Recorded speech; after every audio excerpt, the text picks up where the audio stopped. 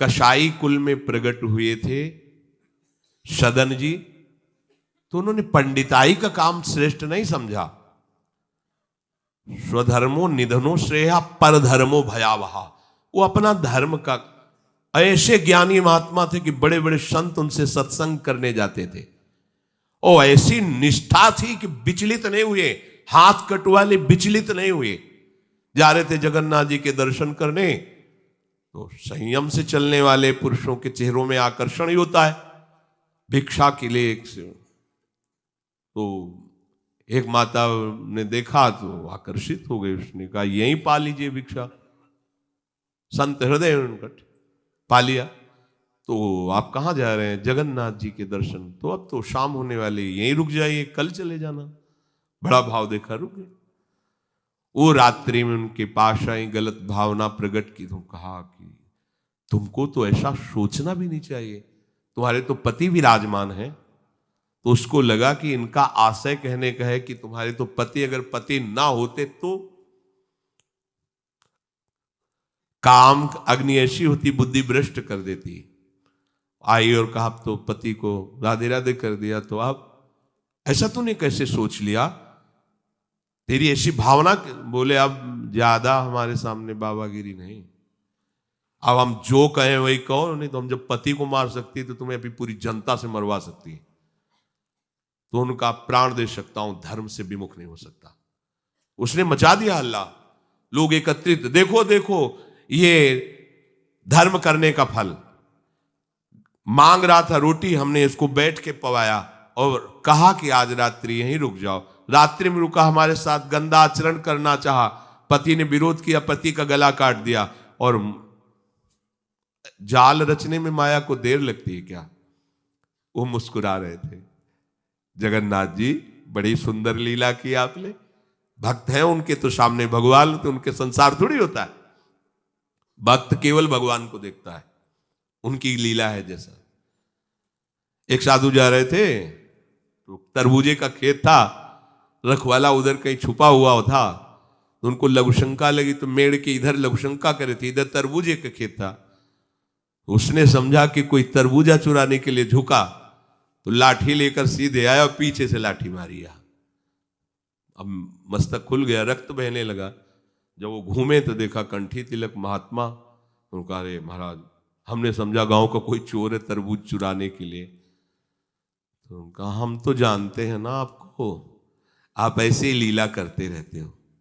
बोले नहीं, हमने पहली बार किसी को मारा है, दोबारा नहीं। बोले हम जानते हैं आपको। तो बोले महाराज क्षमा करो, चलो आपको अस्पताल ले चलते हैं। बोले ये भी हम जानते हैं आपको। और वो तो अपने भाव में वहां ले गए, डॉक्टर ने पट्टी लगाई और एक आदमी आया और उसने कहा साधु को कोई ऐसा पीड़ा दे सकता है? तुम चिंता मत करो। गर्म दूध लाया, मीठा करके पिलाया। कहा महाराज आप चिंता मत। बोले हमें चिंता नहीं, लेकिन हम तुम्हें देख करके कह रहे इतना छलिया हो तुम। मतलब हमने क्या, दूध है, चीनी है, इसमें मिला दिया हमने, कोई और तो इसमें जहर तो मिलाया नहीं। हम जान रहे हैं ना, तुम ही वो पहले लाठी से मारा, फिर अस्पताल लाए, तुम ही ने पट्टी बांधी और तुम ही हमें दूध पिला। बोले महाराज नहीं, ऐसा ऐसा करके फंसा क्यों रहे हो हमको, हमने ऐसा। बोले हम तो अब तुम हमें भुलावे में नहीं डाल सकते, तुम ही हो, तुम ही हो। वो अपने भाव में है, वो सामने वाले के। तो साधु अपने भाव में होता है। तो सदन जी आनंदित है, हे भगवान ये तुम्हारी लीला है। राजा के पास सुबह पेश किया गया उनको बांधकर। उनसे पूछा तुमने अपराध किया? तो उनका ऐसा नहीं।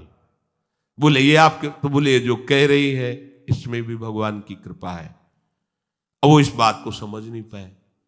एक बार उन्होंने कह दिया ऐसा नहीं, पर जब दोबारा ये तो सत्य कह रही, तो उनका ये भी भगवान की इच्छा होगी, इसमें भी भगवान की कृपा है। तो बोले इनके दोनों हाथ काट दिए जाए।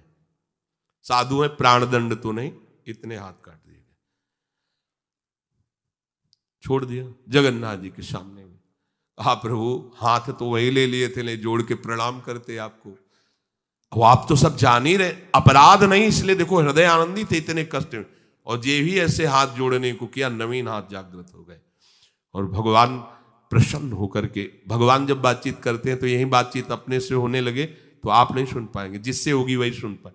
भगवान ने कहा तुम्हारा हमारे प्रति तनिक भी रोष नहीं आया कि बिना किसी गलती के तुम्हारे ऊपर आरोप और ये दंड। बोले प्रभु हर चेष्टा में मुझे आपका प्यार दिखाई देता है। तो वो करके इतने बड़े महात्मा है कि जहां आप भयभीत हो जाएंगे कि भैया वो ऐसे तो हम धर्म से चलते हैं, पर अब सब जान जाएंगे, दंड मिलेगा, इससे अच्छा चल भैया जैसा तेरा। नहीं, प्राण चले जाएंगे धर्म। और कार्य क्या करते हैं, ये अपने कर्म को छोटा मत समझो, चाहे किसानी हो चाहे व्यापार हो, छोटी सी दुकान है, अच्छा है, नाम जप कर रहे हो, 10 20 50 100 जो भी मिले, आटा दाल नमक रोटी खाओ पियो, तुम्हारा परिवार आगे चलकर बहुत उन्नति को प्राप्त होगा। बेईमानी करके अधर्म आचरण कर करो तो भैया देख लेना, ऐसा होगा कि तुम सोचोगे